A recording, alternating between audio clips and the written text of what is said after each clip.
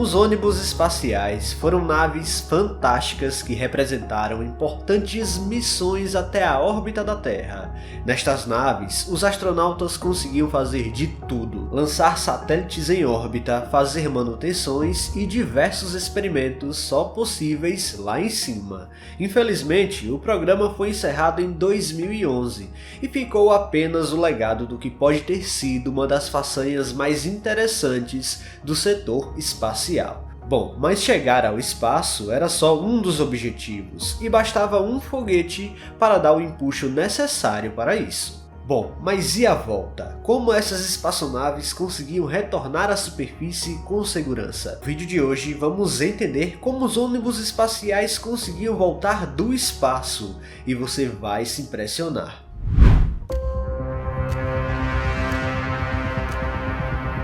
O programa de ônibus espaciais dos Estados Unidos durou de 1981 até 2011, quando o último foi lançado após um total de 135 missões entre esses anos. As espaçonaves foram aposentadas por inúmeros motivos, mas os principais incluem o custo e a segurança das naves. O programa inteiro é estimado para ter custado algo próximo de 200 bilhões de dólares, sem contar que duas missões tiveram falhas catastróficas que acabaram tirando a vida de muitos astronautas. Juntando tudo isso com o surgimento de outras formas de ir ao espaço mais seguras e baratas, a NASA resolveu aposentar de uma vez por todas os ônibus espaciais. De qualquer forma, não tem como negar que o programa foi essencial para a exploração do espaço, pois essas naves conseguiam fazer coisas que nenhuma outra conseguia fazer na época. Por exemplo, uma dessas coisas era fazer manutenções em satélites, como foi o caso do telescópio espacial Hubble, que recebeu diversas visitas ao longo dos anos. Caso o programa de ônibus espaciais não existisse, o Hubble teria ficado defeituoso na órbita da Terra e não teria feito nenhuma descoberta que já fez até hoje. Ah, detalhe, os Estados Unidos não foi o único país a ter ônibus espaciais, pois a União Soviética contava com o Buran, uma versão muito parecida daquela usada pelos norte-americanos. Basicamente, o ônibus espacial era composto por três partes principais: o orbitador, um tanque de combustível externo e dois foguetes propulsores laterais. O orbitador possuía asas e podia planar perfeitamente no retorno até a Terra, pousando até como se fosse um avião. Era revestido por placas de cerâmica que resistiam à reentrada a altíssimas temperaturas, tão altas que são comparáveis à superfície do Sol. Logo, toda a estrutura tinha que ser muito resistente ao calor. Aliás, eles eram veículos projetados exclusivamente para a órbita baixa da Terra. Sua órbita variava entre 185 a 640 km de altitude, com velocidades de até 29.000 km por hora quando estivessem fora da atmosfera. Ainda no solo, o lançamento do ônibus espacial envolvia uma plataforma móvel com o veículo na posição vertical, preso ao tanque de combustível externo, que por sua vez era preso a dois foguetes auxiliares laterais. O impulso do lançamento era equivalente a cerca de 30 aviões Boeing 747 na potência máxima. Após 2 minutos de voo em direção ao espaço, os dois foguetes propulsores auxiliares se separavam e eram então recuperados no mar para reutilização. O outro tanque externo era descartado após 8 minutos de voo e era destruído na reentrada atmosférica. Existe até um vídeo mostrando o tanque ainda no espaço, prestes a cair na atmosfera da Terra. Dessa forma, o tanque externo era o único componente do conjunto inteiro que não era reutilizável. O peso médio do ônibus espacial era de 99 toneladas. Levava até 7 tripulantes e uma carga útil de até 22 toneladas. Esses números mostram como as espaçonaves eram fantásticas, apesar das fatalidades que ocorreram com os acidentes do Challenger e Columbia. Quando operavam de forma correta, as naves faziam história, proporcionando algo que nenhuma nave consegue fazer hoje, pelo menos ainda. Mas chegar no espaço era só parte da missão.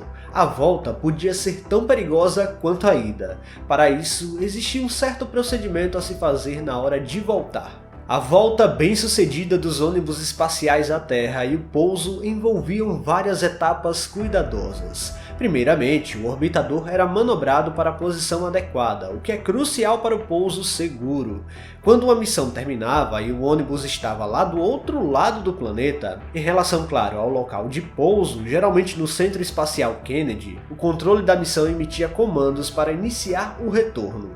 Dessa forma, o procedimento seguia mais ou menos assim. A tripulação fechava as portas do compartimento de carga, depois realizava manobras para posicionar os motores à frente em relação à direção da órbita e em seguida os motores eram acionados para desacelerar a espaçonave para ela decair em direção à Terra. Esse processo levava cerca de 25 minutos, até que o ônibus espacial chegasse na atmosfera superior. Durante a reentrada, o orbitador atingia velocidades de milhares de quilômetros por hora, fazendo com que a parte de fora sofresse muito com o calor devido ao arrasto das moléculas do ar, atingindo temperaturas de milhares de graus na parte de fora. O orbitador era revestido com materiais isolantes cerâmicos, projetados para protegê-lo desse calor todo.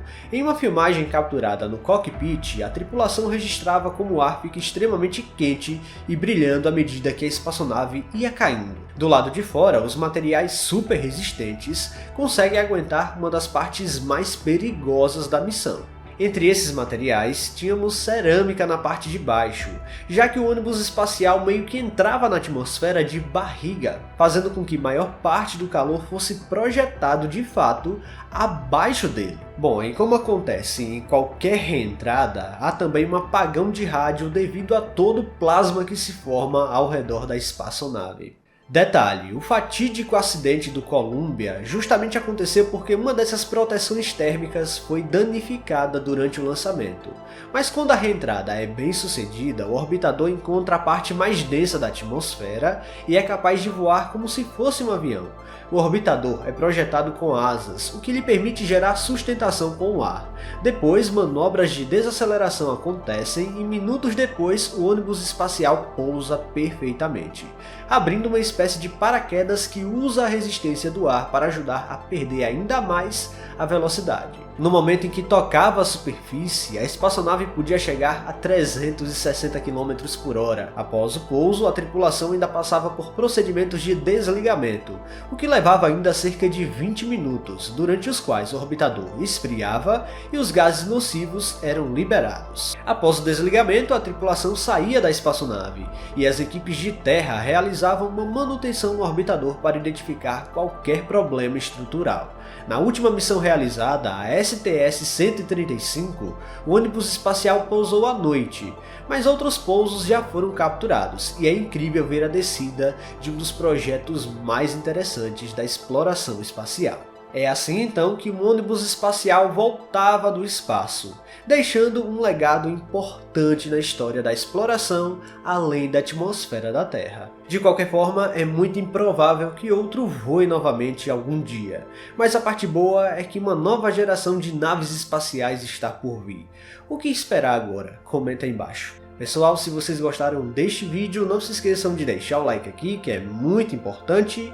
E se você não está inscrito aqui no canal ainda, convido você a apertar o botão inscrever-se aí embaixo. Até a próxima!